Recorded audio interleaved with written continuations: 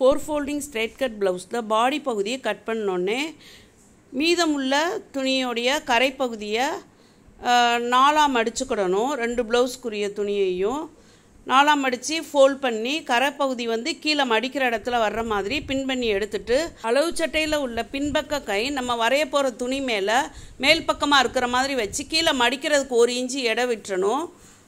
அது மாதிரி கையோட உயரத்துலையும் ரெடி அளவை விட 1/4 இன்ச்சு மேலே ஏற்றி குறிச்சிடணும். கை சுருக்கு இல்லாமல் இழுத்து பிடிச்சி வச்சுக்கிடணும்.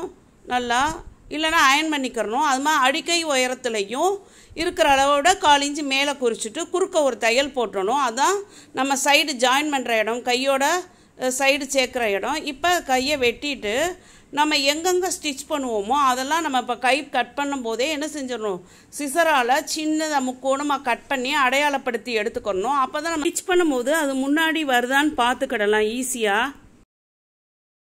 அதுக்கப்புறம் நம்ம 4 கையையும் விரித்து வச்சு ஏதாவது ஒரு சைடு கை கொஞ்சம் குறைச்சி வெட்டுவோம்ல, ஃப்ரண்ட்டில் வந்து கவர் எடுக்கிறது, அதை வரைஞ்சி 4 கையிலையும் வெட்டி எடுத்து அதை பாயிண்ட் போட்டு அடையாளப்படுத்தி எடுத்துக்கிடணும். அப்போ தான் ஜாயின் பண்ணும்போது கரெக்டாக முன்பக்கம் வருதான்னு பார்த்து செக் பண்ணிக்கலாம்.